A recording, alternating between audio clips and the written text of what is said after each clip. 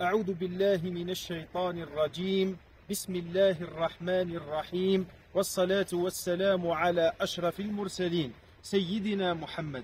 أما بعد، أيها المشاهد الكريم، أيتها المشاهدة الكريمة، السلام عليكم ورحمة الله وبركاته. معكم من جديد في سلسلتكم خواطر تاريخية.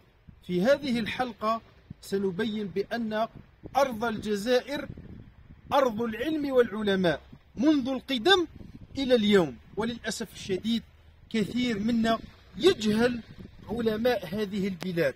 وقد صدق الشاعر عندما قال: إن الجزائر والتاريخ ينبئكم كانت بكل حلي العز تزدان، كانت مكرمة في الخير ناعمة، يسعى إلى خيرها رجل وركبان. فاسأل رباها وسل إن شئت ساحلها، واسأل قصورا كان قد عز بها سلطان. قد زادها ربها حسنا فكان لها في كل ناحية روض وبستان. تخال من تحت أن الشمس قد وجبت، وأن قطر الندى إذا سال شهبان. قد أسدلت رقرقا في ظله نهر يجري فرات وحول النهر ريحان، يجري فرات وحول النهر ريحان.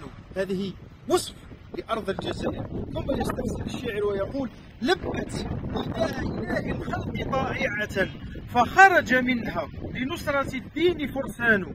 فاسأل معاهدها واسأل مساجدها، واسأل عن الحبر تنبيك تلمسان.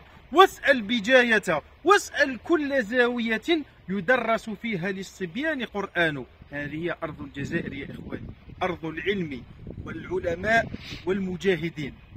والدليل على ما أقوله هو مجموعة الكتب التي أرخت لعلماء الجزائر، كموسوعة التاريخ الثقافي للعلامة وشيخ المؤرخين الجزائريين أبو القاسم سعد الله، وكتاب الدراية فيما عرف عن علماء مدينة بجاية للقاضي أبو أحمد الغبريني، أو كتاب البستان فيما عرف عن صلحاء وعلماء تلمسان لمحمد ابن مريم، أو كتاب تعريف الخلف برجال السلف للعلامة أبو القاسم الحفناوي، أو حتى ونحن في مدينة سطيف كتاب المنار المنيف في أعلام مدينة سطيف، الذي جمعه وأعده الأستاذ بدر الدين موسى.